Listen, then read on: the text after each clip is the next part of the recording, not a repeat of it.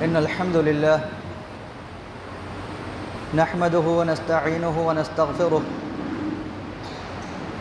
ونعوذ بالله من شرور أنفسنا ومن سيئات أعمالنا من يهده الله فلا مضل له ومن يضلله فلا هادي له ونشهد أن لا إله إلا الله وحده لا شريك له ونشهد أن محمدًا عبده ورسوله أرسله بالحق بشيرا ونذيرا أما بعد فإن خير الحديث كتاب الله وخير الهدي هدي محمد صلى الله عليه وسلم وشر الأمور محدثاتها وكل محدثة بدعة وكل بدعة ضلالة وكل ضلالة في النار. أعوذ بالله السميع العليم من الشيطان الرجيم من همزه ونفخه ونفسه. يا أيها الذين آمنوا اتقوا الله حق تقاته ولا تموتن إلا وأنتم مسلمون. يا أيها الناس اتقوا ربكم الذي خلقكم من نفس واحدة وخلق منها زوجها وبث منهما رجالا كثيرا ونساء واتقوا الله الذي تساءلون به والأرحام إن الله كان عليكم رقيبا. يا أيها الذين آمنوا اتقوا الله وقولوا قولا سديدا يصلح لكم أعمالكم ويغفر لكم ذنوبكم ومن يطع الله ورسوله فقد فاز فوزا عظيما. أعوذ بالله من الشيطان الرجيم. ولقد خلقنا الإنسان ونعلم ما توسوس به نفسه ونحن أقرب إليه من حبل الوريد إذ يتلقى المتلقيان عن اليمين وعن الشمال قعيد ما يلفظ من قول إلا لديه رقيب عتيد وجاءت سكرة الموت بالحق ذلك ما كنت منه تحيد ونفخ في الصور ذلك يوم الوعيد وجاءت كل نفس معها سائق وشهيد لقد كنت في غفلة من هذا فكشفنا عنك غطاءك فبصرك اليوم حديد. تمام تعریف ہر قسم کی بڑائیاں، بزرگی و برتری اس رب العالمین کے لیے لائق ہے جو تنہا ہی ساری کائنات کا رب العالمین ہے. اللہ تبارک و تعالیٰ کے چند تعریفی کلمات کے بعد اللہ کے پیارے حبیب محمد رسول اللہ صلی اللہ علیہ وسلم جن کی زندگی ہم تمام لوگوں کے لیے نمونہ ہے، ان پہ درود و سلام پیش کریں. اللہم صلی علی محمد وعلی آل محمد کما صلیت علی ابراہیم وعلی آل ابراہیم انک حمید مجید. اللہم بارک علی محمد وعلی آل محمد کما بارکت علی ابراہیم وعلی آل ابراہیم انک حمید مجید. ان قارون کان من قوم موسیٰ فبغى علیہم وآتيناه من الكنوز ما إن مفاتحه لتنوء بالعصبة أولي القوة إذ قال له قومه لا تفرح إن الله لا يحب الفرحين. وأصبح الذين تمنوا مكانه بالأمس يقولون ويك أن الله يبسط الرزق لمن يشاء ويقدر لولا من الله علينا لخسف بنا ويك أنه لا يفلح الكافرون. ابھی ہم نے آپ کے سامنے سورۃ القصص کی 2 آیت پڑھی ہے اور یہ دونوں آیتیں ایک ہی رکوع کی ہیں. آج میں آپ سے جس موضوع سے خطاب کروں گا وہ موضوع تھوڑا سینسیٹیو ہے اور انسان کی جو ایموشنز ہیں، انسان کی جو بھاونائیں ہیں، جذبات سے اس کا تعلق ہے.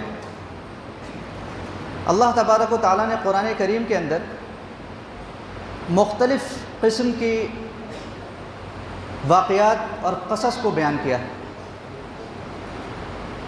قرآن کے اندر اللہ تبارک و تعالیٰ کا جو طریقہ ہے اپنے بندوں کو ہدایت کرنے کا، وہ کیا ہے؟ وہ مختلف طریقہ ہے.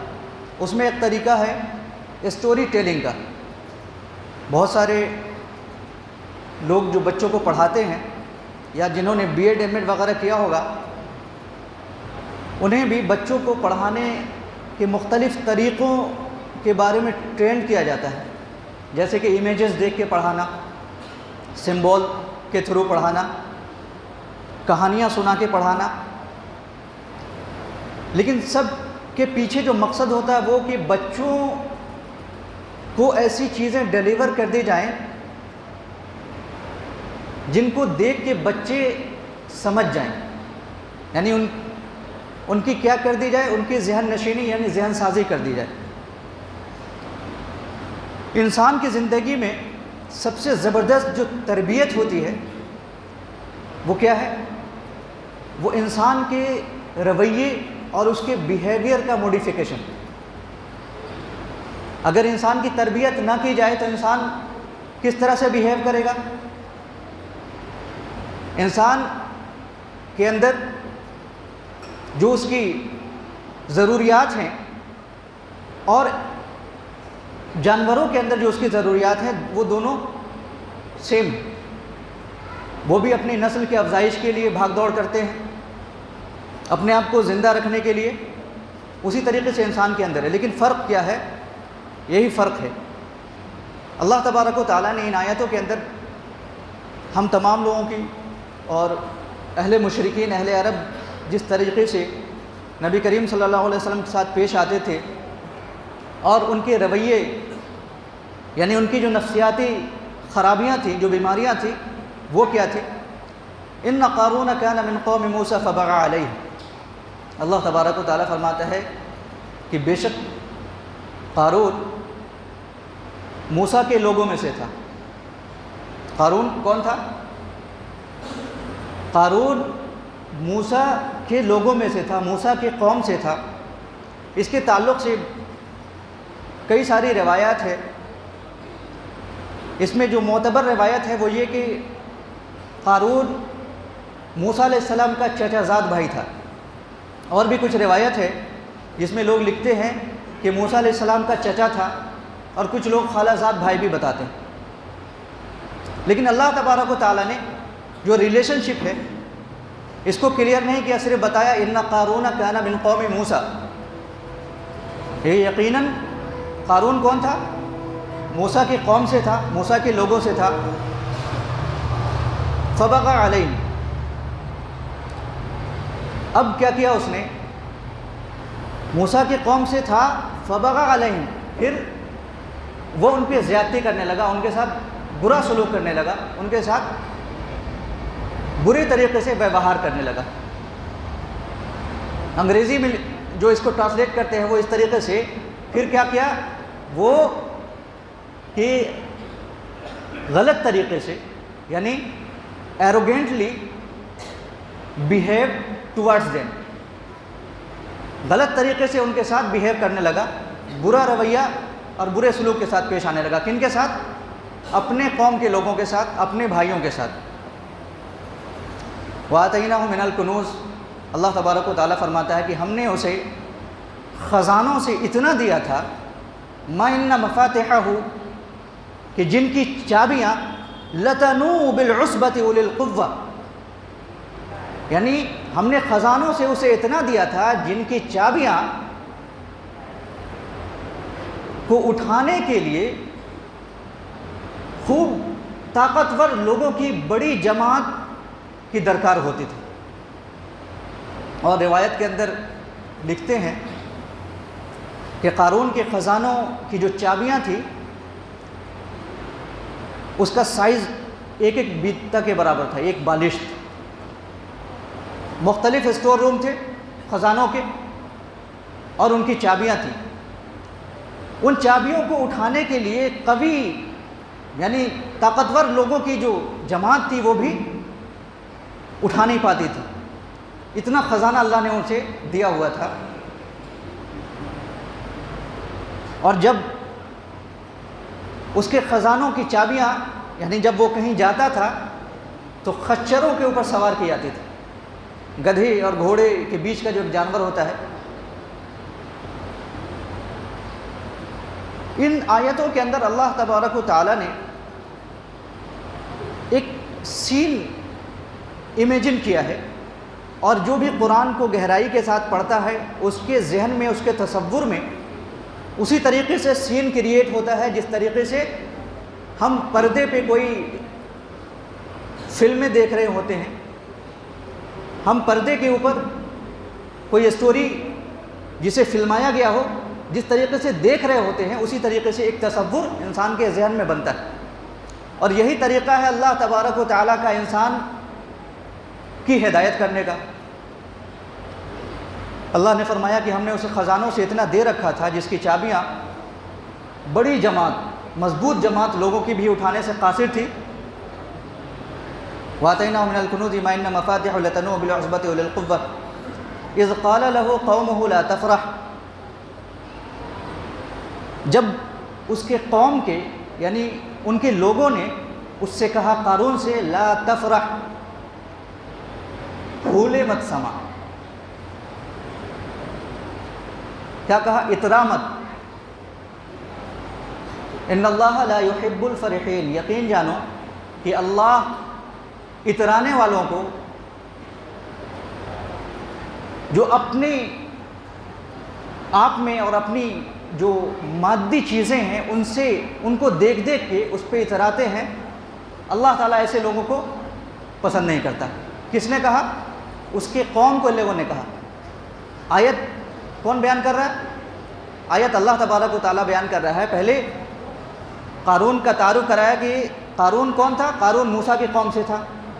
پھر روایات ہیں، بہت سارے لوگوں کا کہنا ہے، بہت سارے مفسرین یہ کہتے ہیں کہ یہ موسیٰ علیہ السلام کا چچا زاد بھائی تھا، اور اللہ نے اسے اتنے خزانے دے رکھے تھے کہ اس کی چابیاں، خزانے تو دور کی بات، خزانوں کے اندر کیا تھا، اس کی چابیاں جو ہے وہ جانوروں کی جو بڑی بڑی یعنی جماعت تھی وہ بھی اٹھانے میں ان کو کم پڑ جاتی تھی، اتنی چابیاں تھیں۔ تو یہ اسٹوری کا یعنی کسی بھی سین کو جب امیجن کراتے ہیں، اس کو تصور کراتے ہیں، اس کا ایک پارٹ ہے۔ اب دیکھیے اللہ تبارک و تعالیٰ نے بیان کیا کہ اس کے قوم کے لوگوں نے کہا لا تفرح، اترا مت، پھولے مت سما۔ جو لفظ استعمال ہوا ہے عربی کا فرح، یعنی خوشی میں کسی چیز کی حاصل ہو جانے سے انسان کو جو خوشی ہوتی ہے، تو خوشی ہونا کیا ہے؟ خوشی ہونا یہ نارمل ہے، انسان خوش ہوگا، لیکن خوشی کیا ہے؟ خوش ہونا ایک جذبہ ہے، ایک ایموشن ہے، لیکن اس طرح سے خوش ہونا کہ انسان جو ہے وہ پھولے سمانے لگے، پھولنے لگے، یہ کیا ہوگا؟ یہ اترانا ہو گیا۔ خوش ہونا صحیح ہے، لیکن اترانا صحیح نہیں ہے، کیوں کہ اترانے والے کو اللہ تبارک و تعالیٰ پسند نہیں کرتا۔ اب دیکھیے آگے کی آیت وَابْتَغِ فِيمَا آتَاكَ اللَّهُ الدَّارَ الْآخِرَةَ وَلَا تَنْسَ نَصِيبَكَ مِنَ الدُّنْيَا وَأَحْسِنْ كَمَا أَحْسَنَ اللَّهُ إِلَيْكَ وَلَا تَبْغِ الْفَسَادَ فِي الْأَرْضِ إِنَّ اللَّهَ لَا يُحِبُّ الْمُفْسِدِينَ۔ یہ موضوع ہم نے اس لیے انتخاب کیا ہے کہ ہم لوگ ایموشنل ٹریپ میں شیطان کے ذریعے، شیطان کا جو ٹریپ ہے یعنی شیطان کا جو پھندا ہے، شیطان کا جو جال ہے، اس میں پھنس جاتے ہیں۔ اور صرف ہم نہیں پھنسے، ہم سے پہلے بہت سارے قوم، بہت سارے لوگ وہ بھی اسی ٹریپ میں پھنس گئے۔ جب اللہ نے انہیں مال و دولت سے نوازا، اللہ نے انہیں رتبے سے نوازا، اللہ نے انہیں عہدے سے نوازا، تو وہ کیا ہوئے؟ وہ ٹریپ میں پھنس گئے۔ اور ٹریپ میں پھنستا کون نہیں ہے؟ جو مومن ہے، جسے معلوم ہے کہ یہ ساری چیزیں وقتی طور پہ ہیں، وہ اس ٹریپ میں نہیں پھنسے گا۔ آگے قرآن کی آیت کہتی ہے وَابْتَغِ فِيمَا آتَاكَ اللَّهُ الدَّارَ الْآخِرَةَ، اور تو تلاش کر فیما آتاک اللہ، جو کچھ تجھے اللہ نے عطا کیا ہے، جو کچھ اللہ نے تجھے دیا ہے، اس سے کیا تلاش کر؟ دار آخرت کا حصہ، یعنی اللہ نے جو مال دولت دیا ہے اس کو ایسی جائز جگہ خرچ کر اللہ کی راہ میں، اللہ کی خوشنودی کے لیے، کہ تیرا حصہ جو ہے آخرت کا اس سے بن جائے۔ پھر فرمایا وَلَا تَنْسَ نَصِيبَكَ مِنَ الدُّنْيَا، اور ہرگز مت بھول، مت فراموش کر اس دنیا سے یعنی دنیا کی زندگی میں جو تمہاری ضروریات ہیں، جو حصہ ہے، اس کو بھی مت فراموش کر۔ یعنی اللہ نے جو مال و دولت دیا ہے اس کے ذریعے سے کیا تلاش کر؟ جو دار آخرت ہے، جو ہمیشہ ہمیشہ کی زندگی ہے، اس کے لیے نیکیوں اور اس کے لیے بھلائیوں میں سبقت لے جانے کی کوشش کرو اس مال کے ذریعے سے۔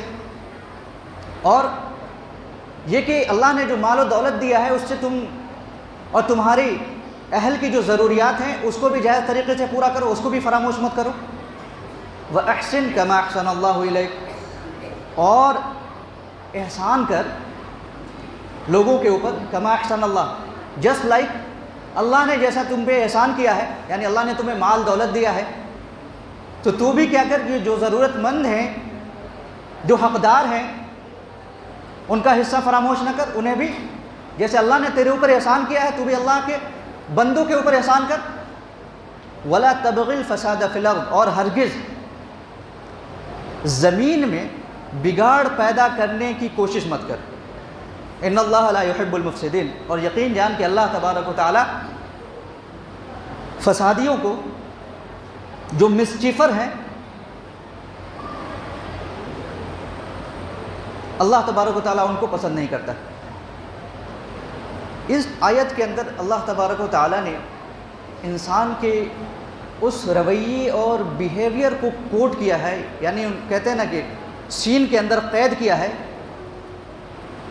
جو ہر ہمے کا بیشتر شخص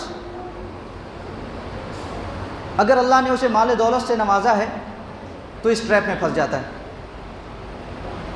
سوائے اس کے جو ایمان والا، بیشتر لوگ پھنس جاتے ہیں اور اپنی دولت یا اپنے حسن، اپنے جمال، اللہ نے جو کچھ بھی دے رکھا ہے اس کا شو آف ان کے سامنے کرتے ہیں جو ان سے ریلیٹڈ ہیں، جو ان کے رشتہ دار ہیں، جو ان کے قوم کے لوگ ہیں۔ اگر مان لیجئے کہ ایک آدمی جو ہماری ہی قوم کا ہے اور کسی دوسرے ملک میں جا کے بہت بڑا آدمی بن گیا، بہت پیسے کما لیے، لیکن اسے فخر کرنے کے لیے، اسے اترانے کے لیے، اسے پھولنے کے لیے ان لوگوں کے سامنے جسے نہ وہ جانتے ہیں، نہ وہ شخص جانتا ہے، نہ وہ لوگ جانتے ہیں، اس کا اترانا، اس کا فخر کرنا کیا ہوگا؟ کوئی فائدہ نہیں ہوگا۔ انسان کو اپنی حیثیت شو کرنے کے لیے، اپنی حیثیت دکھانے کے لیے وہ لوگ چاہیے جو ان سے کنسرن ہوں، جو ان کے قریبی ہوں، جو ان کے تعلقاتی ہوں، جو ان کے رشتہ دار ہوں، جو ان کے بھائی بندو ہوں۔ اسی لیے اللہ تبارک و تعالیٰ نے جتنے بھی انبیاء کرام بھیجے ان کو ان کی قوم کی طرف بھیجا، ان کی بھائیوں کی طرف بھیجا، اور ان انبیاء کرام کے ذریعے سے اللہ تبارک و تعالیٰ نے ان لوگوں کی وہ جو نفسیاتی بیہیویئر کی جو خرابیاں تھیں، یعنی انسان کی جو سائیکولوجیکل جو ڈس آرڈر ہیں بیہیویئر کی، اس کو اللہ تبارک و تعالیٰ نے درست فرمایا۔ قارون کا واقعہ آپ نے سن رکھا ہے، 10 منٹ وقت ہے اور ہم نے کہا کہ موضوع ایسا ہے جو انسان کی ایموشنز کو، انسان کے جذبات کو ٹچ کرتا ہے، اور ان آیتوں کا جو کور میسج ہے وہ یہ کہ اللہ تبارک و تعالیٰ نے اگر انسان کو نوازا ہے، علم دیا ہے، ہنر دیا ہے، مال دیا ہے، دولت دیا ہے، تو انسان کو چاہیے کہ اس کے ذریعے سے اللہ کی خوشنودی اور اللہ کی رضا حاصل کرے۔ اور جس طریقے سے ان آیتوں کے اندر اس زمانے میں جو اہل علم تھے، جو اللہ والے تھے، انہوں نے جب کہا قارون سے کہ لا تفرح، کہ فخر مت کر، اترانا، اور اللہ تعالیٰ اترانا والوں کو پسند نہیں کرتا، اور اللہ نے جو مال و دولت دیا ہے اسے دار آخرت کی خوبی تلاش کر، تو جو جواب ہے قارون کا وہ کیا ہے؟ یہی جواب ہوتا ہے موصلی لوگوں کا، زیادہ تر لوگ، اکثریت کا جواب یہی ہوتا ہے، قال انما اوتیتہ علی علم عندی، کہا اس نے انما اوتیتہ علی علم، کہ میں تو صرف اپنے علم کی بنیاد پر یہ ساری چیزیں دیا گیا ہے۔ کیا کہا اس نے؟ انما اوتیتہ علی علم عندی، کہ میں اپنے علم و ہنر کی بنیاد پہ یہ سب ساری چیزیں، یہ جو مال و دولت ہیں، یہ جو اسباب ہیں، یہ ساری چیزیں کس کی بنیاد پہ دیا گیا ہوں؟ یعنی میں ڈیزرو کرتا تھا، اس لیے اللہ تبارک و تعالیٰ نے مجھے یہ ساری چیزیں عطا کی ہیں۔ یہ کیسا لفظ ہے؟ یہ تکبرانہ اور فخری الفاظ ہیں۔ کوئی انسان یہ کہتا ہے کہ ہم اپنے علم کے بنیاد پہ ہم نے یہ عہدہ حاصل کیا ہے، ہم نے یہ اچیومنٹ کیا ہے۔ انسان کو یہ کہنا چاہیے کہ اللہ تبارک و تعالیٰ نے مجھے ھذا من فضل ربی، یہ میرے رب کا فضل ہے۔ لیکن انسان کیا کہتا ہے؟ انسان یہ کہتا ہے کہ یہ میرے علم کی بنیاد پہ ہے، یہ میرے علم و ہنر کی بنیاد پہ ہے، میرا اچیومنٹ ہے، میری محنت ہے۔ اب اللہ تبارک و تعالیٰ آگے اسٹیٹمنٹ دیتا ہے، اولم یعلم ان اللہ قد اہلک من قبلہ من القرون من هو اشد منہم قوۃ واکثر جمعا۔ اولم یعلم، اللہ کہتا ہے کہ کیا اس نے نہیں جانا ان اللہ قد اہلک من قبلہ، کہ اللہ نے اس سے پہلے بہت ساری جنریشنز کو ہلاک کر دیا۔ اس سے جب لوگوں نے کہا کہ بھائی تو اتنے زرق برق لباس میں اور اتنے فخریہ انداز میں، اتنے ٹھاٹ باٹ میں، وہ اپنی قوم کے پاس نکلا، فخرج علی قومہ فی زینتی، تو ایک دن کیا ہوا کہ وہ اپنے قوم کے سامنے، یعنی قوم کے لوگ تھے، اپنے پورے ٹھاٹ باٹ میں اپنی سواریوں کے ساتھ۔ اور اس سین کو کیسے تصور کر سکتے ہیں آج کے زمانے میں؟ آج کے زمانے میں آپ دیکھتے ہوں گے کہ کسی کی کوئی ریلی نکلتی ہے، گاڑیاں ہیں قطار میں، بہت سارے لوگ ہیں، اور پورا ایک رو بنا رہتا ہے۔ تو جو دیکھنے والے لوگ ہوتے ہیں نا، وہ تمنا کرتے ہیں کہ کاش بھی میں یہی نیتا ہوتا، یا کاش کہ میں وہ شخص ہوتا، میرے پیچھے بھی قافلے ہوتے، لوگ میرے پیچھے میرے جے جے کار کرنے والے ہوتے۔ اصل جو سین ہے، انسان کو اس کی تمنا کیوں ہوتی ہے کہ جب انسان کسی ایسے شخص کو دیکھتا ہے جو اپنے پورے شان و شوکت کے ساتھ، گاڑیوں کے ساتھ، سواریوں کے ساتھ جب نکلتا ہے، تو لوگوں کے دلوں میں یہ تمنا ہوتی ہے کہ کاش کہ میں بھی وہی شخص ہوتا اور میرے پیچھے بھی قافلے ہوتے اور میرا جے جےکار ہوتا۔ فخرج علی قومہ فی زینتہ قال الذین یریدون الحیاۃ الدنیا یا لیتنا، اور کہا ان لوگوں نے جو دنیا کی زندگی کے طلبگار ہیں، یا لیت لنا مثل ما اوتی قارون، کہ کاش کہ میرے پاس بھی وہ کچھ ہوتا مثل ما اوتی قارون، جو قارون کو دیا گیا۔ لوگ کہتے ہیں نا کسی کے پاس مال ہے، دولت ہے، گاڑیاں ہیں، لوگ تمنا کرتے کہ کاش کہ میرے پاس بھی ویسے ہی بنگلہ ہوتا، ویسے ہی گاڑی ہوتی، ویسے ہی سوئمنگ پول ہوتا، ویسے ہی ہمارے پاس زمین ہوتی۔ یہ تمنا ہوتی ہے۔ کب ہوتی ہے؟ دیکھنے کے بعد، بغیر دیکھے ہوئے اگر کوئی ہمارے بیچ کا کہیں جا کے بس گیا تب پھر ہمیں تمنا نہیں ہوگی۔ ہمارے درمیان جو رہتا ہے، بار بار ہم اپنے خطبے میں کہتے ہیں کہ اسٹیمولس رسپانس، جو چیز انسان کو دکھتی ہے اسٹیمولیٹ کرنے والی، اس سے انسان کا جو رسپانس ہے وہ چینج ہوتا ہے۔ اس لیے اللہ تبارک و تعالیٰ نے ان آیتوں کے اندر کہا ہے کہ کسی قوم کو فساد پہ ابھارنا، یعنی کہ قوم کی ایک حالت ہوتی اور تمام لوگ ایک بھاشا، ایک بولی اور ایک طرح کے رہن سہن میں رہنے والے لوگ ہوتے ہیں، لیکن قوم کو ایک ریس میں لا کے کھڑا کر دینا کہ وہ تمنا کرے ایسے لوگوں کی، ان کے جاہ و حسن کی، ان کے مال و دولت کی، ان کے رتبے کی، تو کیا ہوگا؟ اس سے فساد برپا ہوگا۔ سارے اسی، آپ دیکھتے ہوں گے نا، ابھی الیکشن ہوتا ہے، چاہے چھوٹے لیول پہ ہو، بڑے لیول پہ ہو، سارے کھڑے ہو جاتے ہیں۔ کیوں؟ ہر انسان کو چاہیے وہی رتبہ چاہیے، تو یہ فساد، اس سے فساد اور بگاڑ پیدا ہوتا ہے۔ قال انما اوتیتہ علی علم عندی، تو اس نے کیا کہا کہ مجھے یہ کچھ جو دیا گیا ہے وہ میرے علم کی بنیاد پہ دیا گیا ہے۔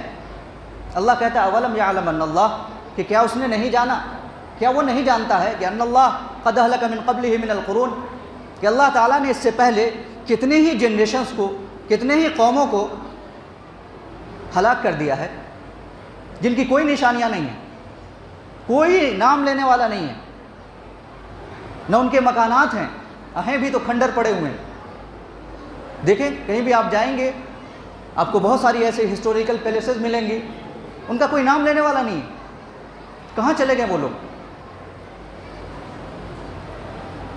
اللہ کہتا ہے کہ اس نے کیا نہیں جانا کہ اللہ نے اس سے پہلے کتنی ہی جنریشنز کو ہلاک کر دیا ہے۔